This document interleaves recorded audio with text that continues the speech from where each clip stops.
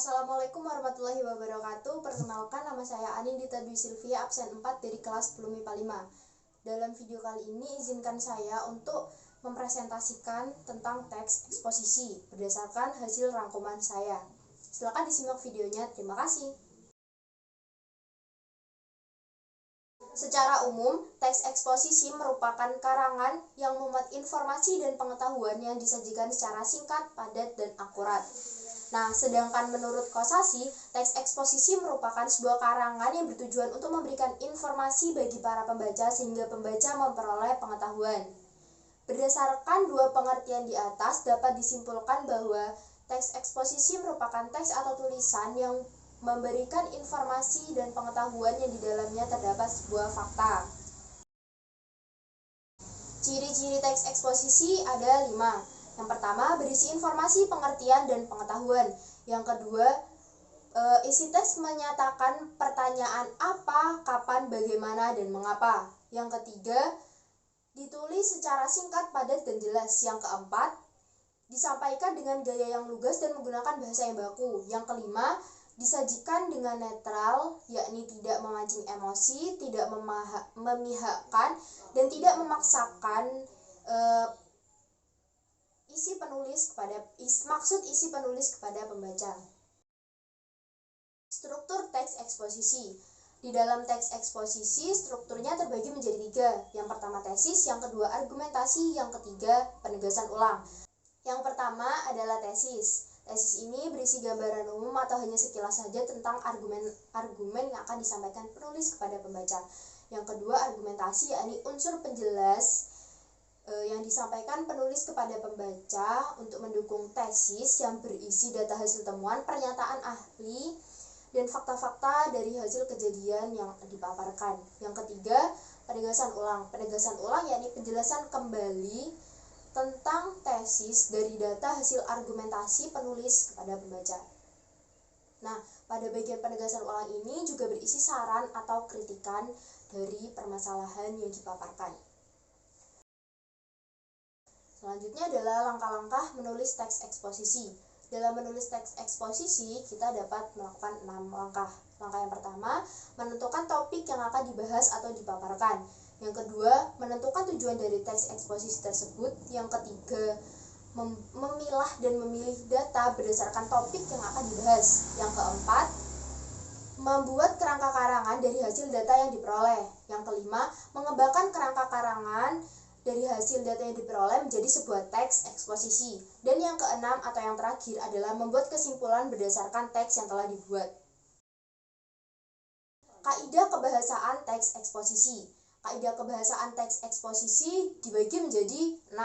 Yang pertama, penggunaan pronomina atau kata ganti. Yang kedua, penggunaan konjungsi atau kata hubung. Yang ketiga, penggunaan afiksasi atau pengimbuhan. Yang keempat, penggunaan kata istilah. Yang kelima, penggunaan kalimat verbal. Dan yang keenam atau yang terakhir adalah penggunaan adjektiva atau kata sifat.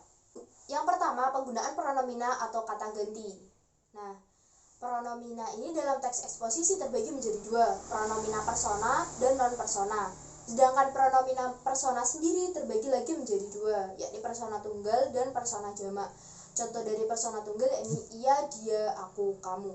Contoh dari persona jamak yakni kita, kalian, mereka, kami, dan lainnya.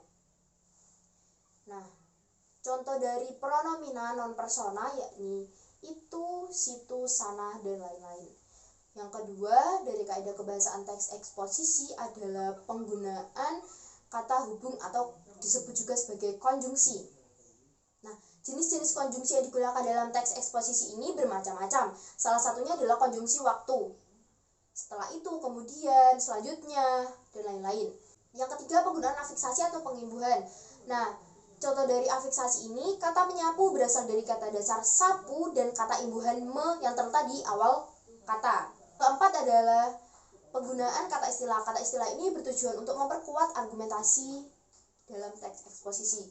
Contoh dari kata istilah yakni antik yang berarti kuno atau berharga. Yang kelima adalah penggunaan kalimat verbal. Kalimat verbal adalah kalimat yang berpredikat dari kata verbal. Kalimat verbal sendiri terbagi menjadi 2. Kalimat aktif transitif atau kalimat yang predikatnya harus mempunyai objek, dan kalimat aktif intransitif, yakni kalimat yang predikatnya tidak harus mempunyai objek. Selanjutnya atau yang terakhir adalah penggunaan adjektiva atau kata sifat. Contoh dari adjektiva adalah kaya, cantik, pintar, ganteng. Teks eksposisi terbagi menjadi 8 jenis. Yang pertama teks eksposisi definisi, yang kedua teks eksposisi proses, yang ketiga teks eksposisi ilustrasi, yang keempat teks eksposisi laporan, yang kelima teks eksposisi perbandingan, yang keenam teks eksposisi pertentangan, yang ketujuh teks eksposisi berita, dan yang terakhir atau yang kedelapan adalah teks eksposisi analisis. Teks eksposisi definisi. Teks ini memuat informasi yang berupa pengertian atau definisi dari suatu topik yang dipaparkan. Yang kedua teks eksposisi proses, yakni teks yang berisi tentang cara atau tata cara melakukan sesuatu dari awal sampai akhir. Yang ketiga teks eksposisi ilustrasi, yakni teks yang berupa gambaran dari satu topik dengan topik lainnya yang memiliki kemiripan. Yang keempat teks eksposisi laporan. Teks eksposisi laporan ini berdasarkan dari penelitian dari peristiwa yang diteliti. Yang kelima teks eksposisi perbandingan. Teks eksposisi ini yakni teks yang berisi ide dari hasil perbandingan dengan cara membandingkan. Yang keenam teks eksposisi pertentangan, yakni teks eksposisi yang mengenai hal yang bertentangan dengan satu dengan lainnya. Yang ketujuh teks eksposisi berita, yakni teks eksposisi yang menjelaskan dari penelitian dari suatu berita atau surat kabar.